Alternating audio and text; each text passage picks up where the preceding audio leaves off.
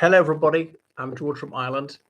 Hello, I'm George from Ireland. Anyway, got the news just minutes ago that Andrew Rosindell has crossed the floor.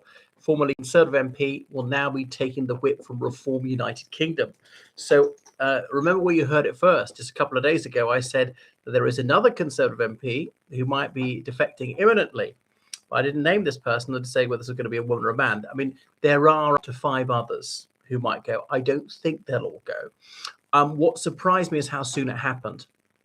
If you are going to do it on a Sunday, do it first thing on the Sunday. So the news breaks, people are talking about it all day rather than it coming out like sort of 6 o'clock in the evening. So Andrew Rosindell, the MP for Romford.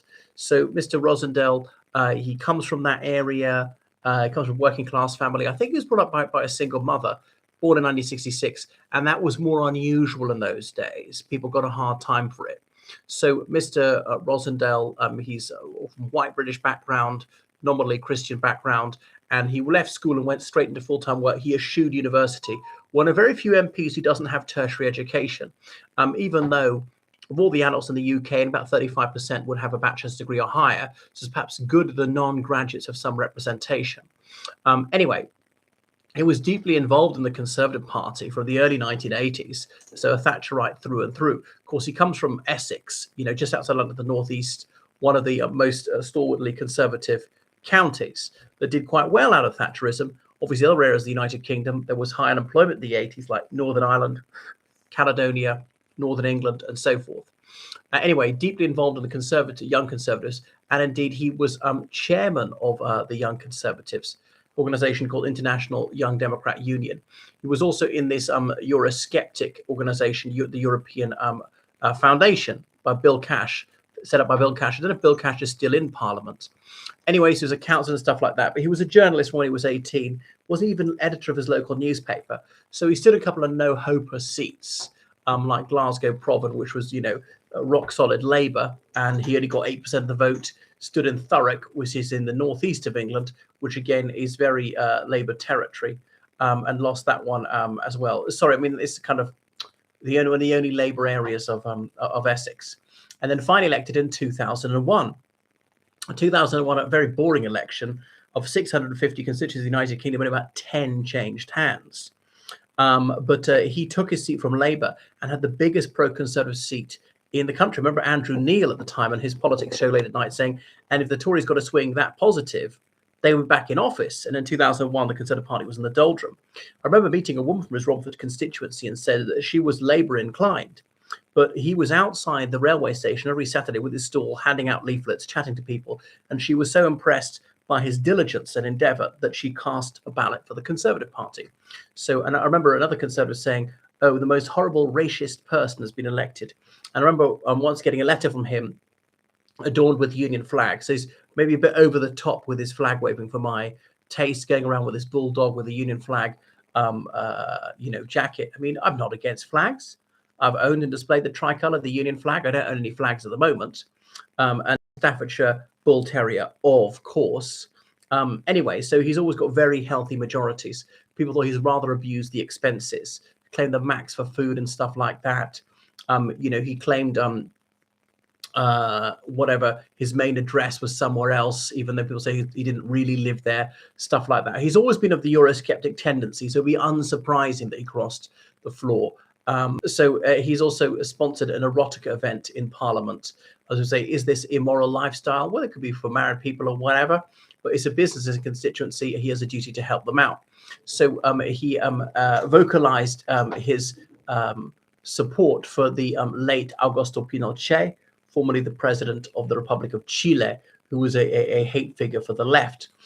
Anyway, he was always very Eurosceptic, campaigned passionately for leave, and that happened. And he was one of the real headbangers in the Conservative Party who thought the deal with the European Union was unacceptable.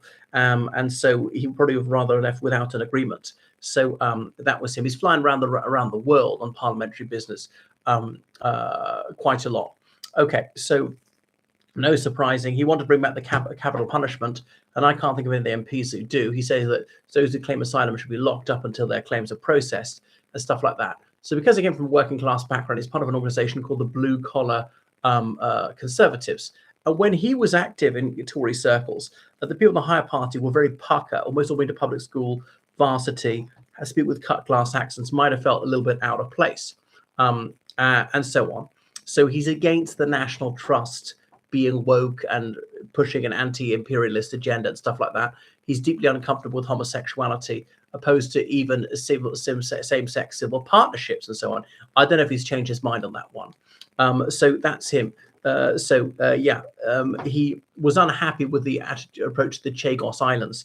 Those islands in the Indian Ocean were a British colony, and then the United Kingdom granted a base there to the United States, I think under Harold Wilson in the late 60s, and deported the local people to Mauritius, claiming that they weren't indigenous to the islands. Then independence was granted to Mauritius, although they had to renounce the Chagos Islands. The United Kingdom kept them to this day. The Chagosians are very, very ill-treated. And I've been talking about this issue for years. I've been aware of it since at least 2001, seen their protests in London. The United Kingdom then is given the Chagos Islands to Mauritius, even though the UK has twice paid Mauritius for them. So got to hand to them Mauritius. They have outplayed Britain game, set, and match. Even though Mauritius is very cozy, the People's Republic of China, they might allow the Chinese to establish a military base there. Part of the deal of giving it to Mauritius is Mauritius will then lease one of the islands, Diego Garcia, to the UK. The US Air Force Base has a base there. It's very useful, allows you to dominate the Indian Ocean. And even though the Chagos Islands are thousands of kilometers from Mauritius, and so we go on. So he is against the Conservative position on that one, even though the Conservative Party considered doing some sort of deal, didn't at the end, as Labour has done it. Okay, so anyway, he's into some rather unusual causes like a Catalan independence. He asked for the Republic of Ireland to rejoin the Commonwealth. Unfortunately, there's very little appetite for that in the Irish Republic. So, he's against animal rights. He's quite correct. Animals don't have rights and stuff like that. So he's fascinated by flags and so on. That's him crossing the floor. So he's not really set the world alight. He's not had any ministerial job. Always been on the backbenches. Why? I mean, not very bright, unimpressive, not really the image the Conservative Party wanted to project. When it was elected as a boy from a working class background, but I've been seen almost as a minority hire. But he's a bit of a dinosaur. So more bad news for the Conservative Unionist Party. Is it lost? Is it 4 defections now, this Parliament? But they should put their mouth where the money of the mouth is and apply to be great steward and great chamberlain of the Chiltern Hundreds, thereby force a by-election, which he would stand and ideally win, probably from a Reform UK perspective. I mean, I think he would win. We shall see. Would the Conservative Party even contest it? Because if you do and you lose, it's embarrassing. If you don't lose it, then you're chicken. And the major parties, the other ones, Liberal Democrats, Labour, would they stand? Goodness. So maybe they wouldn't. So more likely that Reform UK wouldn't get there. I don't want to see Reform UK doing well. On the other hand, they like to see the right divided. They like to see problems with the Conservative Party. So what do you think? Should they be obliged MPs who change party to stand in a by-election? All right. So I did say it wouldn't be the last defection before May. There might be more, partly because Farage has put them on notice that his party is not going to be a donkey sanctuary for superannuated Conservative MPs. So if you want to join now. After the 8th of May, they will not be accepting more defections. He'd like as many as possible now to show that the wind is in his sails and to demoralize the Conservatives. All right. Thanks for watching my channel. Make sure you subscribe on Patreon, PayPal, GeorgeCallan7@gmail.com. Goodbye.